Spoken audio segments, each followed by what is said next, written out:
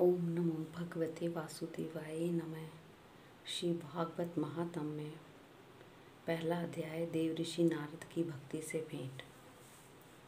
ओम गणेशाय नमः। ओम लक्ष्मी नमः। ओम सरस्वती नमः। ओम सभी देवी देवता पितृदेव गुरुजनों नमः। ओम श्री आशुतोषाय नमः।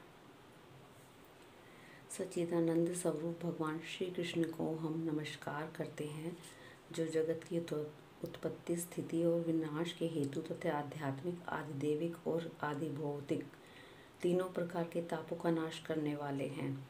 जिस समय श्री सुखदेव जी का यज्ञोपवीत संस्कार भी नहीं हुआ था तथा लौकिक तथा वैदिक कर्मों के अनुष्ठान का अवसर भी नहीं आया था, तभी उन्हें अकेले ही संन्यास लेने के लिए घर से जाते देखकर उनके पिता व्यास जी विरह से कातर होकर पुकारने लगे, बेटा तुम कहाँ जा रहे हो। उस समय वृक्षों ने तन्मय होने के कारण श्री सुखदेव जी की ओर से उत्तर दिया था, ऐसा सर्वभूत हृदय स्वरूप श्री सुखदेव मुनि को मैं नमस्कार करती हूँ।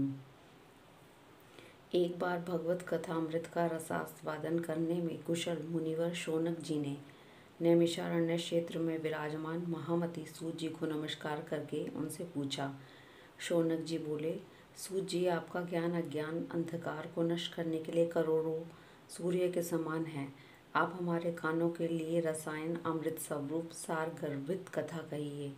भक्ति, ज्ञान और वैराग्य से प्राप्त होने वाले महान विवेक की वृद्धि किस प्रकार होती है तथा वैष्णव लोग किस तरह इस मोह माया से अपना पीछा छुड़ाते हैं। इस घोर कलिकाल में जीव प्रायः असुरी स्वभाव के हो गए हैं, विविध कलेशों से आक्रांत। इन जीवों को शुद्ध बनाने का सर्वश्रेष्ठ उपाय क्या है। सूत जी, आप हमें ऐसा कोई शाश्वत साधन बताइए जो सबसे अधिक कल्याणकारी तथा पवित्र करने वालों में भी पवित्र हो तथा जो भगवान श्री कृष्ण की प्राप्ति करा दे। चिंतामणि केवल लौकिक सुख दे सकती है और कल्प वृक्ष अधिक से अधिक स्वर्गीय संपत्ति दे सकता है, परंतु गुरुदेव प्रसन्न होकर भगवान का योगी दुर्लभ नित्य वैकुंठ धाम दे देते हैं। सूत जी ने कहा, शौनक जी, तुम्हारे हृदय में भगवान का प्रेम है, इसलिए मैं विचार कर तुम्हें संपूर्ण वृतांत का निष्कर्ष सुनाता हूँ, जो जन्म मृत्यु के भय का नाश कर देता है, जो भक्ति के प्रवाह को बढ़ाता और भगवान श्री कृष्ण की प्रसन्नता का प्रधान कारण है। मैं तुम्हें वह साधन बतलाता हूँ, उसे सावधान होकर सुनो।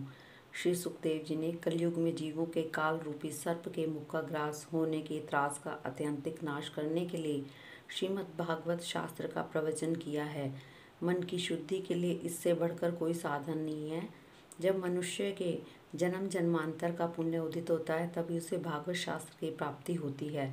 जब सुखदेव जी की राजा परीक्षित को यह कथा सुनाने के लिए सभा में विराजमान हुए, तब देवता लोग उनके पास अमृत का कलश लेकर आए। देवता अपना काम बनाने में बड़े कुशल होते हैं, अतः यहाँ भी सबने सुखदेव मुनि को नमस्कार करके कहा, आप यह अमृत लेकर बदले में हमें कथा अमृत का दान दीजिए। इस प्रकार परस्पर विनिमय हो जाने पर राजा परीक्षित अमृत का पान करे और हम सब श्रीमद् भागवत स्वरूप अमृत का पान करेंगे। इस संसार में कहाँ कांच और कहाँ महामूल्य मणि तथा कहाँ सुधा और कहाँ कथा।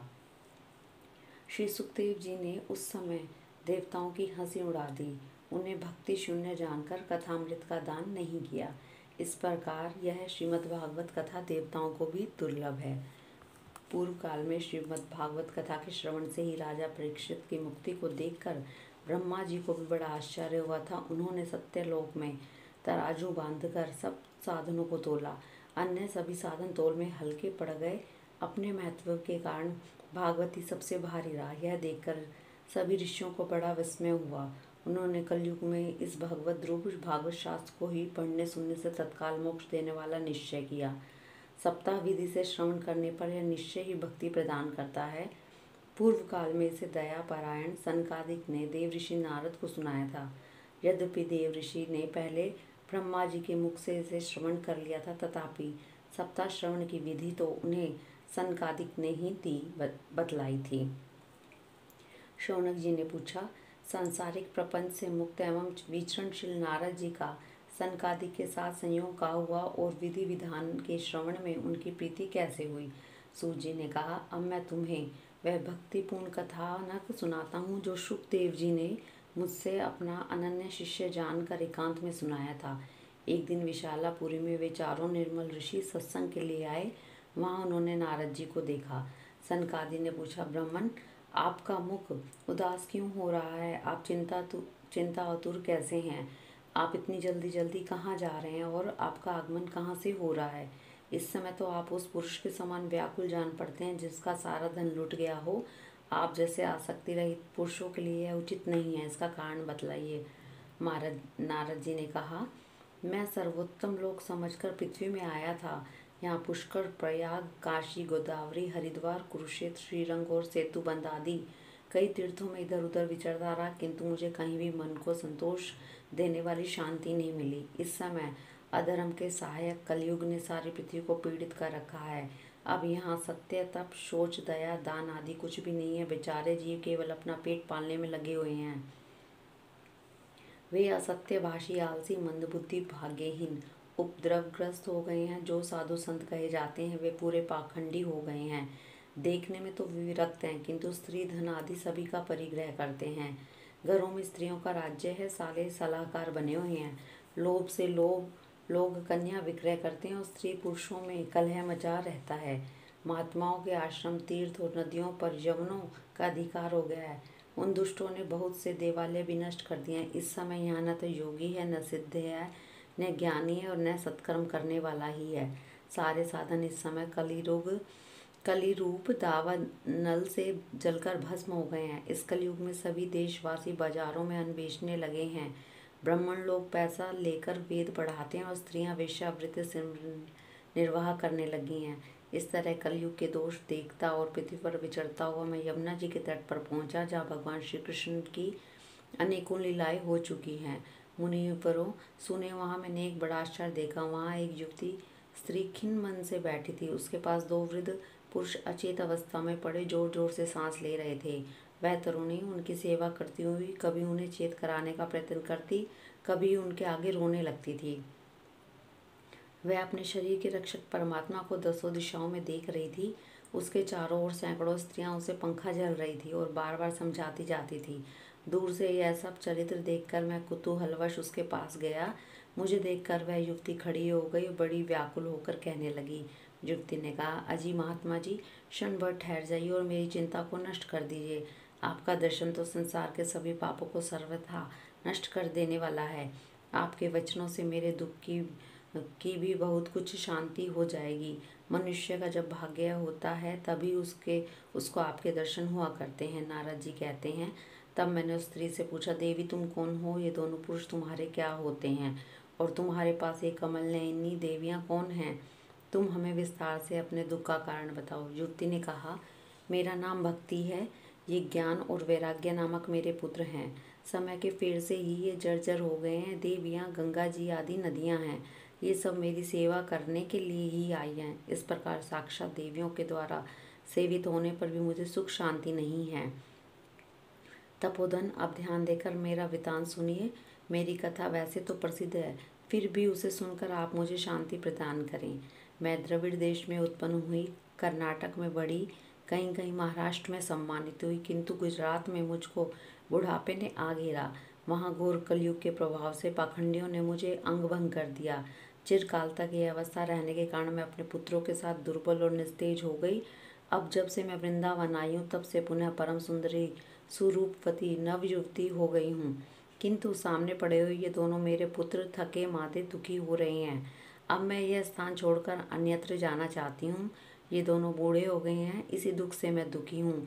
मैं तरुणी क्यों और ये दोनों मेरे पुत्र बूढ़े क्यों? हम तीनों साथ साथ रहने वाले हैं, फिर यह विपरीतता क्यों? होना तो यह चाहिए कि माता बूढ़ी हो और पुत्र तरुण। इसी से मैं आश्चर्यचकित चित्त से अपनी इस अवस्था पर शोक करती रहती हूँ।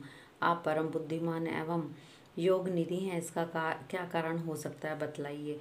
नारद जी ने कहा, साध्वी, मैं अपने हृदय में ज्ञान दृष्टि से तुम्हारे संपूर्ण दुख का कारण देखता हूँ। तुम्हें विषाद नहीं करना चाहिए। श्री हरि तुम्हारा कल्याण करेंगे। सूत जी कहते हैं, मुनिवर, नारद जी ने एक क्षण में ही उसका कारण जानकर कहा। नारद जी ने कहा, देवी सावधान होकर सुनो, यह दारुण कलयुग है। इसी से इस समय सदाचार, योग, माया और तप आदि सभी लुप्त हो गए हैं। लोग शठता और दुष्कर्म में लगे रहकर अगासुर बन रहे हैं।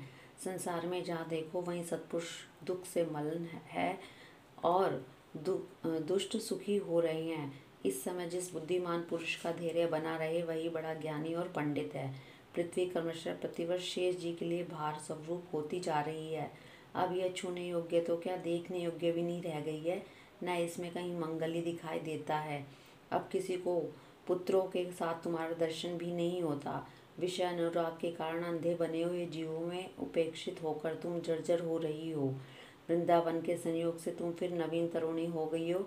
अतः यह वृंदावन धाम धन्य है, जहाँ भक्ति सर्वत्र नृत्य कर रही है। परंतु तुम्हारे इन दोनों पुत्रों का यहाँ कोई ग्राहक नहीं है, इसलिए इनका बुढ़ापा नहीं छूट रहा है। जहाँ इनको कुछ आत्म सुख की प्राप्ति होने के कारण ये सोते से जान पड़ते हैं। भक्ति ने कहा, राजा परीक्षित ने इस पापी कलयुग को क्यों रहने दिया? इसके आते ही सब वस्तुओं का सार न जाने कहाँ चला गया है।